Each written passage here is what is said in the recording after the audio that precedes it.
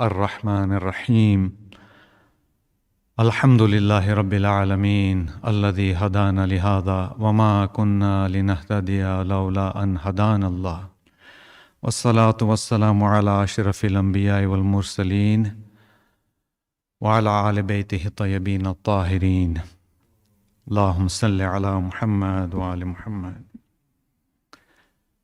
بسم الله الرحمن الرحيم رب اشرح لي صدري ويسر لي أمري واحلل عقدة من لساني يفقهوا قولي.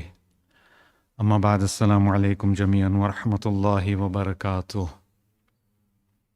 We thank Allah for another Friday that we have been blessed to take part in. The talk today is not aiming to provide definitive answers, but merely to create some awareness and raise some questions. It may seem abstract, however, inshallah we will find that it has real life implications. We'll be looking at this from a secular and psychological perspective, and later also from an Islamic perspective. Coming into this now, we live in a society that is generally preoccupied with happiness, material success, self-gratification. These messages are in our face all the time. TV, internet, social media, phones, everywhere. There are winners and losers in life, we are taught, and you want to be a winner at all costs. This is the culture we presently find ourselves living in. In addition to this, we are in particularly turbulent times now. Just take a second to acknowledge and think about this. However, despite all of this and the technical advances, we find that there is still something lacking from deep within, as if the preoccupation with all of this material success, gratification, is only a veneer, a cover from a deeper yearning from within, and often resulting in a great sense of hollowness and emptiness. And in order to fill this, we try many things, and we also try and find ourselves, and emphasize and focus on ourselves and our identity. I want you to keep this word in your mind, identity. We've also heard the words such as the authentic self being thrown about, with many of us just urging or being urged to just be ourselves. However, before we go there, we must understand that being ourselves doesn't mean to emphasize the identity harder, as there is a difference. It means to actually begin to live in and find the authentic self. Authentic self. What defines identity first? It's the memories, experiences, relationships, values we hold, which dictate the choices we make. Identities also contain multiple roles, and as such you will find yourself having many roles. A person would be a father, teacher, student, friend, wife, citizen, Shia, Muslim, etc., etc., etc. And each one of these role holds meaning and expectations that are internalized into one's identity. And this identity continues to evolve throughout our life. Focusing on these roles as our identity markers in search of finding ourselves, we actually bypass and circumvent the real issue, which is finding and uncovering the authentic self.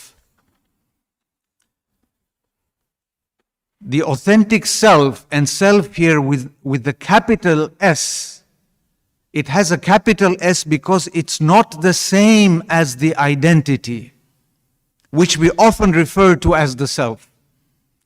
The identity is a mask and costume that we have worn. Since we adapted all of these ideas and attitudes many times of others, the thinking, feeling, and behaviors projected onto us by parents, society, caregivers, family, religion, etc.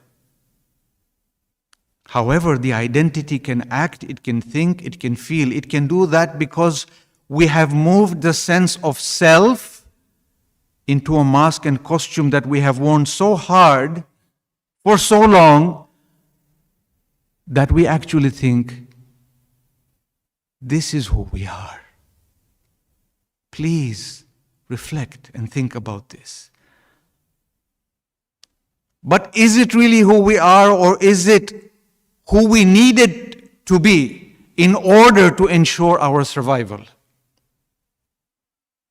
What I do is not what I am. Relate to all of these examples.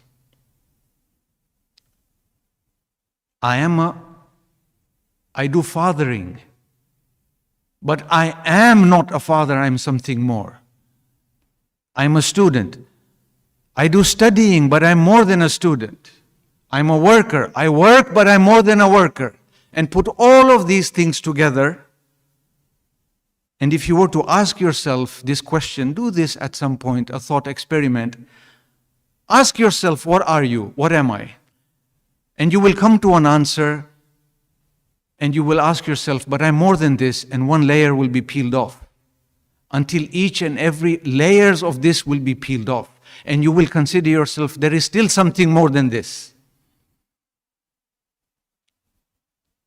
You are a small entity, you consider yourself a small entity, but there is an entire universe enfolded in you, is a saying we are familiar with. There is a hunger for authenticity that runs in every age and aspect of life. It is our natural tendency to strive to become more authentic, developing in the direction necessary to realize our full potential, just like the plant is going towards the light. You don't teach babies to be authentic, they simply are, as an example. They have no facade, no mask, no costume. They are entirely in touch with who they are. When hungry, they cry. When happy, they smile. When displeased, they show it. And as self-awareness develops, they say at the beginning of 18 months, so too does their sense of who they are, and this narrative of ourselves begins. And just as a note, as children, we are shown more love and affection when we perform well, win the race, ace a test, etc., and we feel that these are the things we must do to feel an increased sense of belonging and love. And this can push us or children to a lifelong sense of inauthentic living. The quest for authenticity drives our explorations of work, relationships, play, leaders, religion, prayer, politics, all of these things.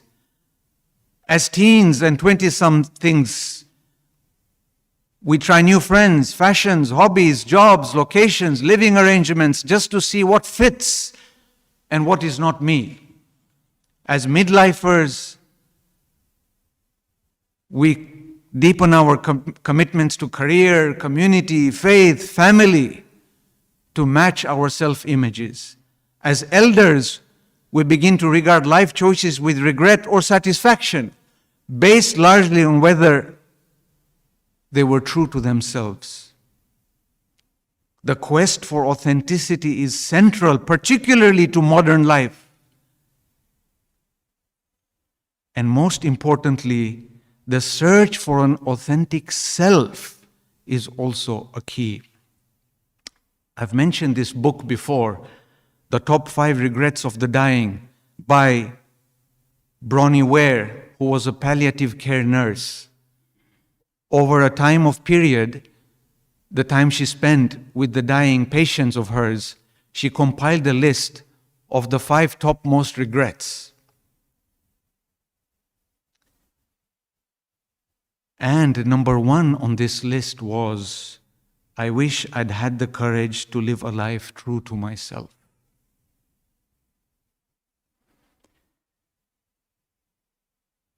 Oscar Wilde says, be yourself, everybody else is taken. So we can see this quest is truly one of utmost importance. Being authentic doesn't mean being unique for the sake of being unique, which we already are. Instead, true authenticity involves rising above societal norms, trends, pressures, something which we all are very impressionable to. Even when we think we're not, we are. I won't go into the whole thing about advertising and whatever. It's effective, just know that. Particularly in our adolescent years, we are extremely impressionable. And authenticity isn't taking the easy route or going with the flow, it's holding fast to our true selves. It's holding fast to being honest and forthright about who I really am, both to myself and to others.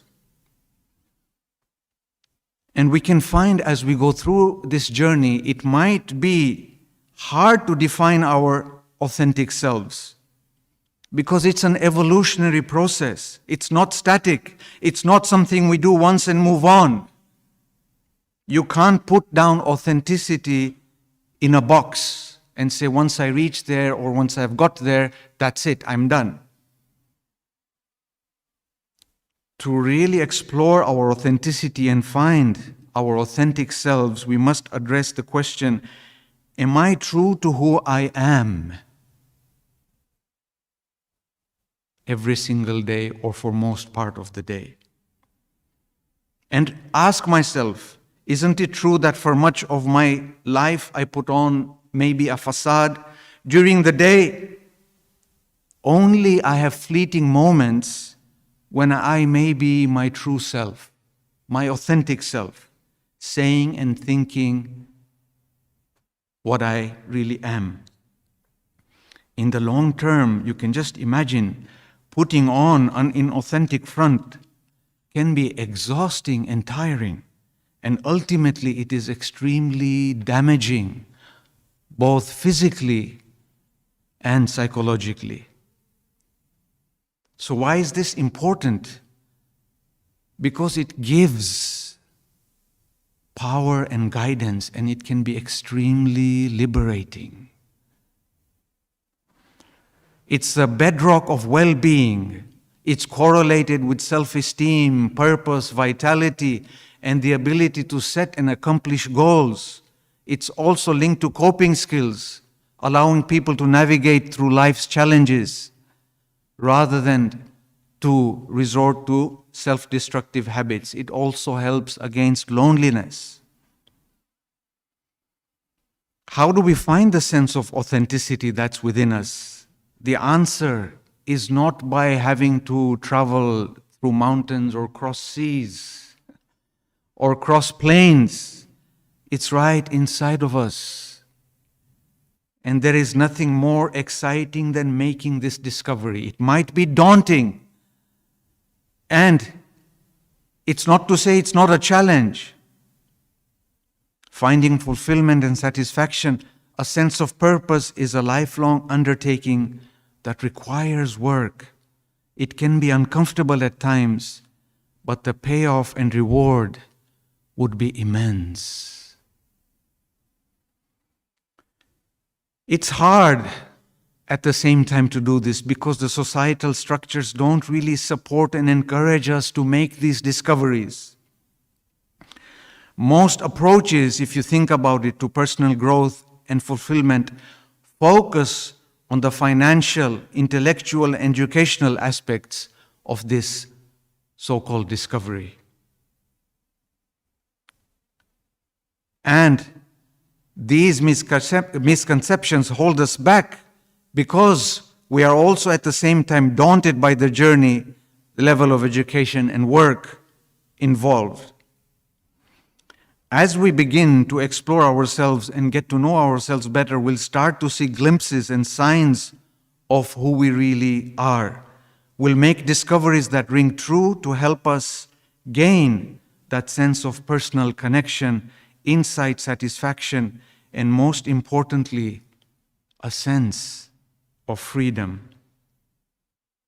Being authentic means living my truths as a day-to-day practice, not holding them as mere intellectual concepts. Truths must be lived, not just believed. Each of us is challenged in our life to find a code of conduct that represents our deepest beliefs and then to act upon it. True spirituality is not to be found just in dogmas and beliefs, but in action. Being authentic means being true to myself and the truths I am discovering and have discovered from within. Bismillahir Rahmanir Rahim. Qul huwa Allahu ahad, Allahu samad, lam yalid wa lam yulad wa lam yakul lahu kufuwan ahad.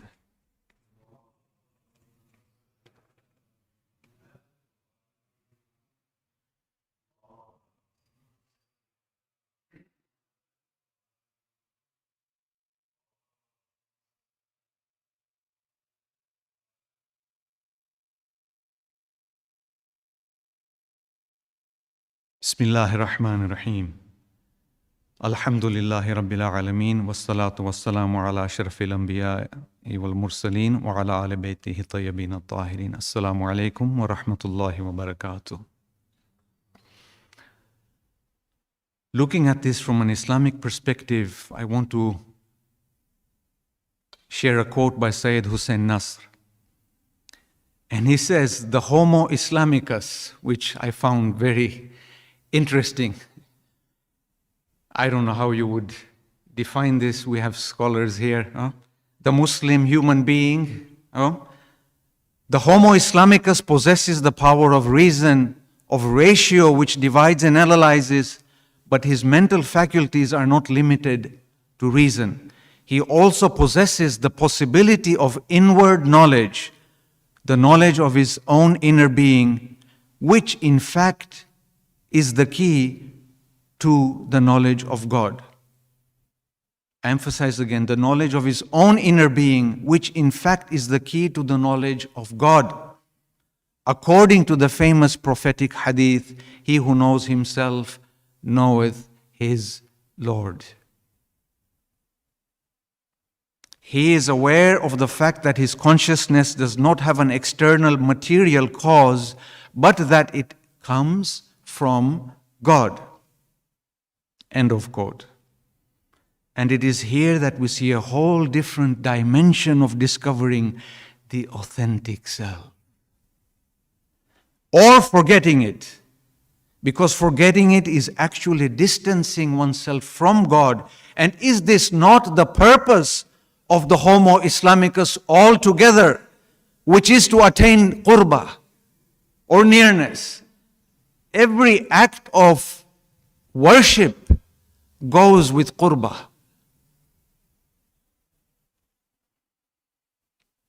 And this hadith, again, it's attributed to the Prophet, but also to Imam Ali. And Imam Ali alayhi salam has said, Man arafa nafsahu, arafa rabbahu, which we have just shared. He who attains inner knowledge of his self attains inner knowledge of his Lord. For a long time I was thinking about this. I never really understood this. But I think I've just began to scrape the surface only of beginning to understand this. This tradition implies that self-knowledge implies knowledge about the Lord as well. Awareness of oneself leads to the awareness of the Lord, and likewise one who is oblivious of the Lord is also oblivious of himself. If one is determined to learn about one's Lord, then the best way to accomplish the task is to learn about oneself. And we see this even further when we contrast it to this verse in the Quran. وَلَا تَكُونُوا كَالَّذِينَ نَسُوا اللَّهَ فَأَنْسَاهُمْ أَنفُسَهُمْ. And do not be like those who forgot God, so He made them forget themselves. Allahu Akbar. To forget Allah is to forget the only eternal reality.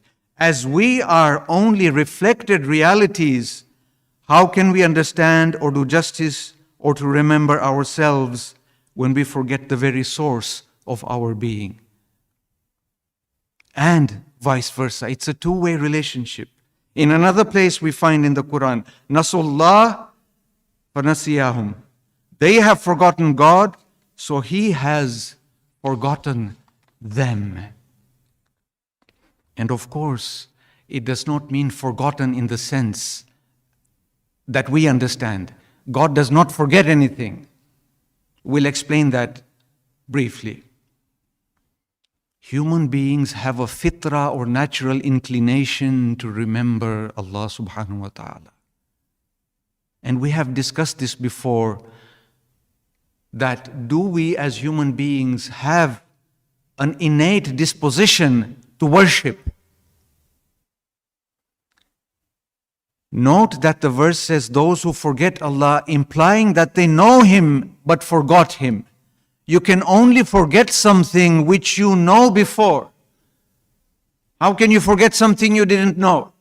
So again, we have this inner disposition to worship. We know Him, but we forget Him.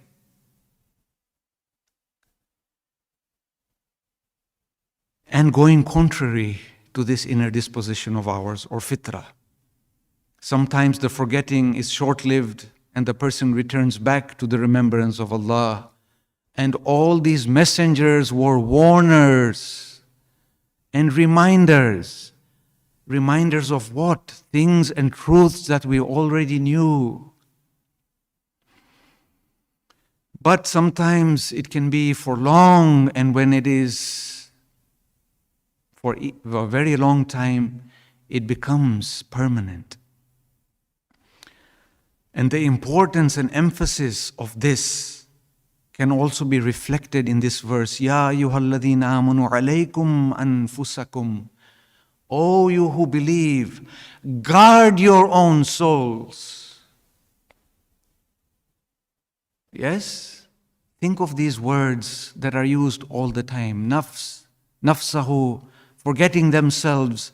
Alaykum anfusakum. And do we not also have that the jihadul akbar is what? The jihad of what? The jihadul nafs. Again, we find another tradition of Imam Ali pointing to its utmost importance. Nal al-fawz al-akbar man dhafira bi-ma'rifatin nafs. The one who attains knowledge of his own self has obtained the greatest victory indeed. So what is meant by forgetting God? The word nasi or nasiya, and please forgive me, we have, our teachers here, also means to intentionally discard or ignore.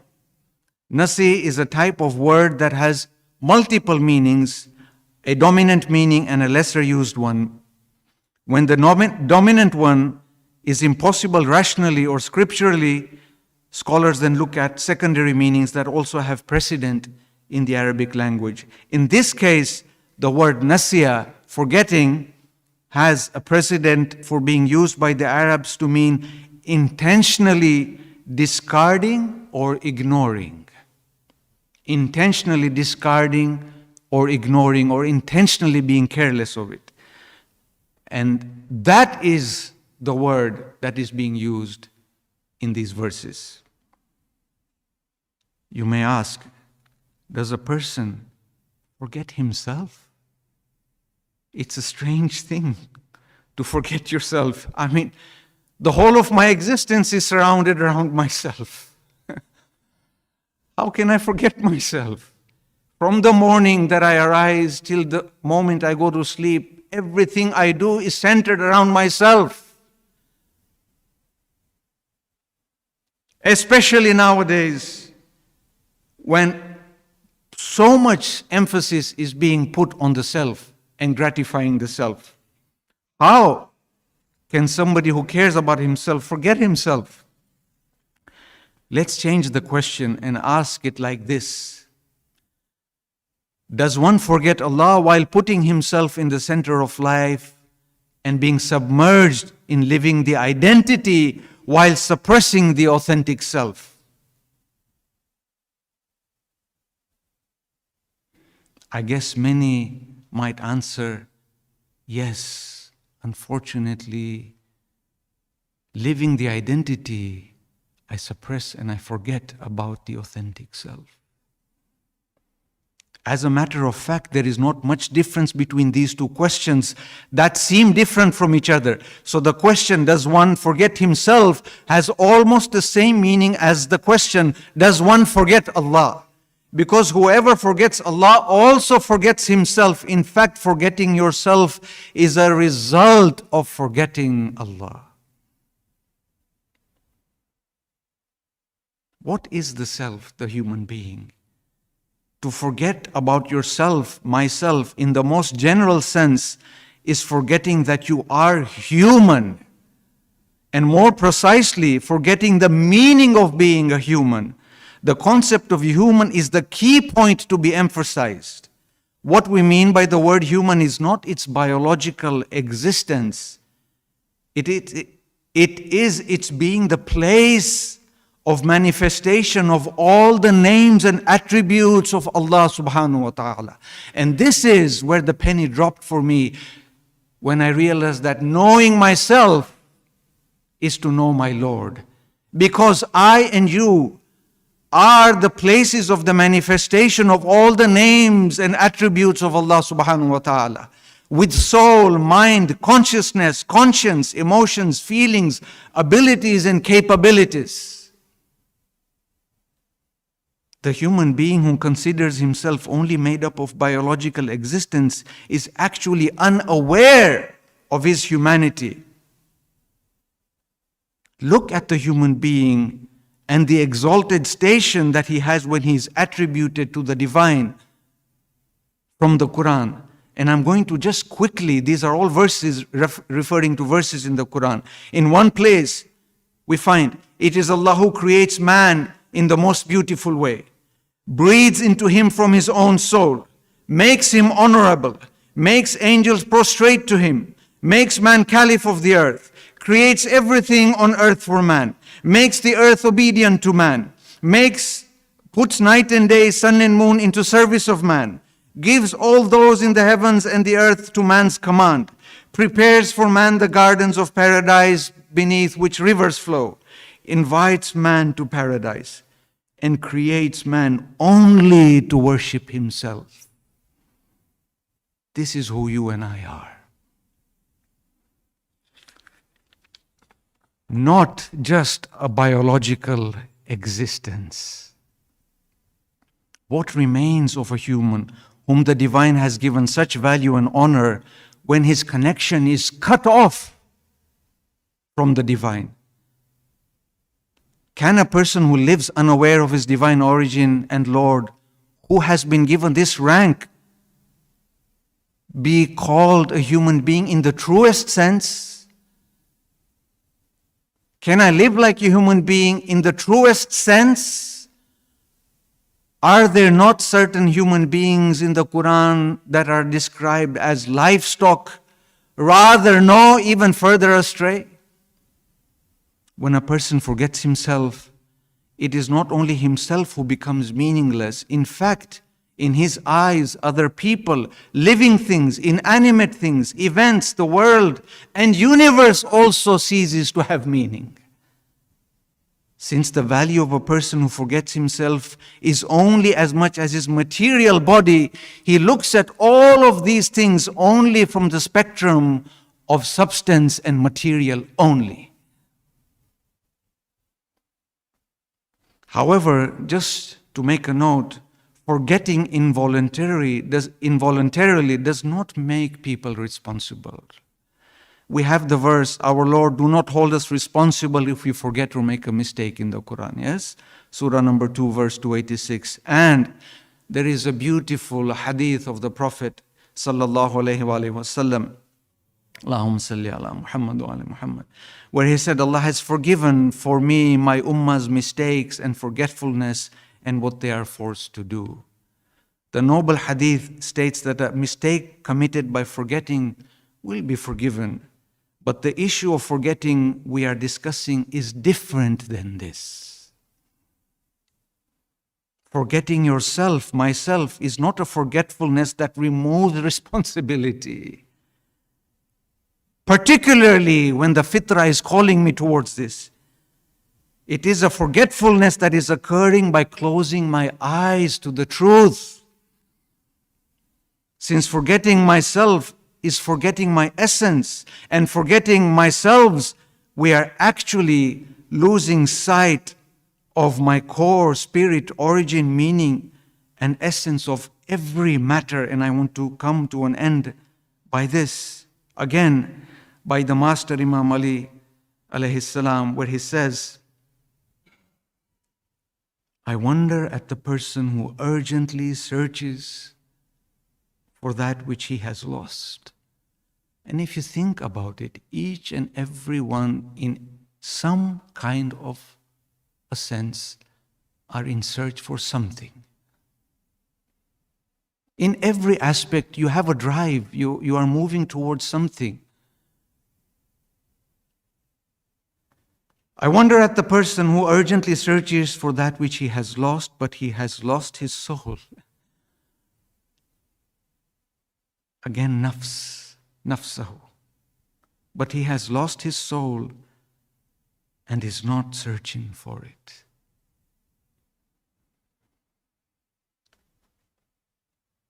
We pray to Allah subhanahu wa ta'ala that may He inspire our hearts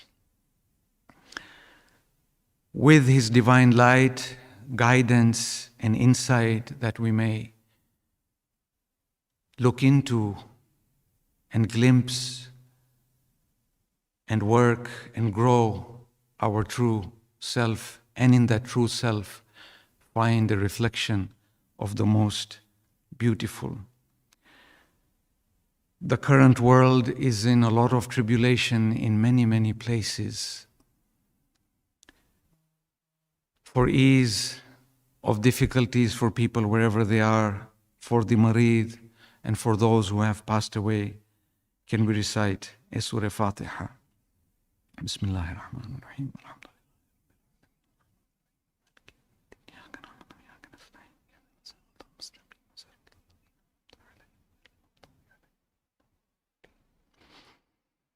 Bismillahir Rahmanir Rahim.